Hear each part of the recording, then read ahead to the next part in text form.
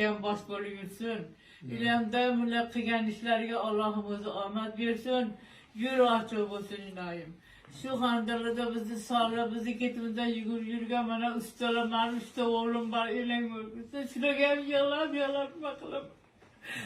Bunu soğuğu içmedim vallahi seni sordum ben soğuk kulladım. Şu ilan bitirip giydirgen buna gel rahmet. İlahi şülanyan Huda bollarını bana taşıdan kullar götür bana saldım bulsun başlarına Allah'ım taştan kısın. Huda perverdiye daim öyle şu Kırgızistan'ımızı bayrağını asmanı kurtar çağırsın. Asmanımıza müsafa bulsun ilahi perverdiye.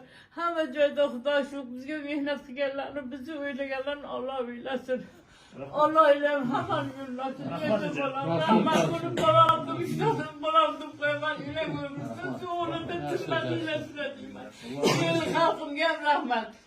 İlimizden varken, yurtumuzdan varken Huda'a şükür. Az kaldırışmadı. Yalanlar üç gün körgürler. Yalan oturduk. Ülermiş ki. Geti başladık. İşkini üçe boya bu balonum körsettik. Şu üçe de oturdum dedi. İle kemal buruk avukat kurtar. Burukları kim kurtar? Karaştı. Rahmet hemen de kudayla kalsın. Rahmet. Sizce rahmet olan sabır. İlahım tasarruf göreceğim. Ay kefsiz balamamangına yetvarın. Seferlerinizi Allah'ım bir sefer kıstın. Daim işinizi amat versin. Sizce Kudayla ballarınızı boş kısın. Başınızı taşlansın. Şu balların huzuruna hemen de burgelide görüp eli yurtta başta yürü size nasip eylesin. Daim ellerini kullarınızı Allah'ım sizden kullasın. Rahmet.